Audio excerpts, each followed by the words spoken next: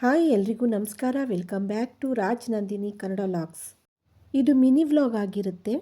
ನಮ್ಮ ಮನೇಲಿ ಪಿತೃಪಕ್ಷ ಹಬ್ಬನ ಯಾವ ರೀತಿ ಮಾಡಿದ್ವಿ ಅಂತ ಕೆಲವೊಂದು ವಿಡಿಯೋ ಕ್ಲಿಪ್ಪಿಂಗ್ಸ್ಗಳನ್ನ ಹಾಕಿದ್ದೀನಿ. ನಾವು ಯಾವಾಗಲೂ ಸಾಯಂಕಾಲನೇ ಎಡೆ ಇಟ್ಟು ಪೂಜೆ ಮಾಡೋದು. ಬೆಳಿಗ್ಗೆ ದೇವ್ರ ಪೂಜೆ ಮಾಡೋದಕ್ಕೆ ಅಂತ ರೆಡಿ ಮಾಡ್ಕೋತಾ ಇದ್ದೀನಿ.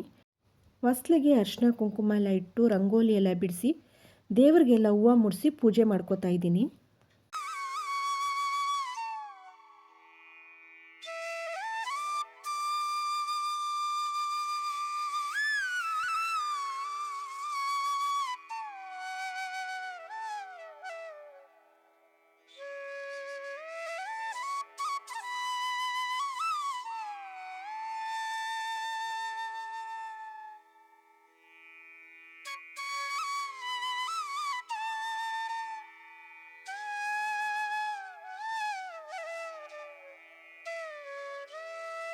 ಸಾಯಂಕಾಲ ಎಡೆ ಇಟ್ಟು ಪೂಜೆ ಮಾಡೋದಕ್ಕೆ ಅಂತ ಅಡುಗೆ ಮಾಡೋದಕ್ಕೆ ಶುರು ಮಾಡಿಕೊಂಡೆ.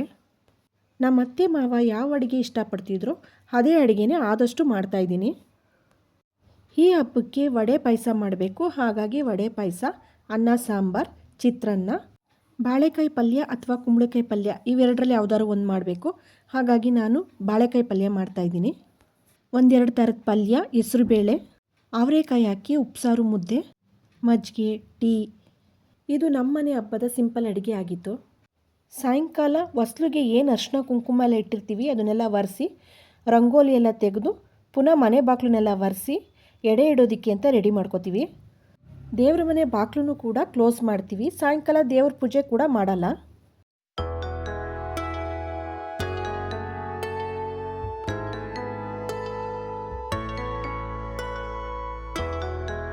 ನಾವೇನೇನು ಅಡುಗೆ ಮಾಡಿರ್ತೀವಿ ಅದನ್ನೆಲ್ಲ ಸಪ್ರೇಟಾಗಿ ಎತ್ತಿಟ್ಟಿರ್ತೀನಿ.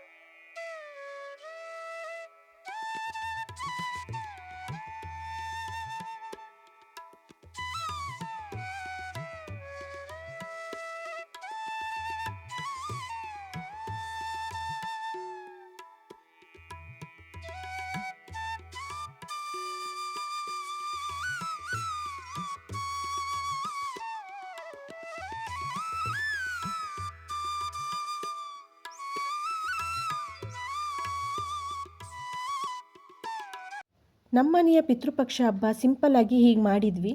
ನಿಮ್ಮ ಟೈಮ್ ಕೊಟ್ಟು ನನ್ನ ವಿಡಿಯೋ ನೋಡಿದ್ದಕ್ಕೆ ಥ್ಯಾಂಕ್ ಯು ಸೋ ಮಚ್. ಹೀಗೆ ನನ್ನ ವಿಡಿಯೋ ಇಷ್ಟ ಆದರೆ ಲೈಕ್ ಮಾಡಿ, ಸಬ್ಸ್ಕ್ರೈಬ್ ಮಾಡಿ. Thank you for watching.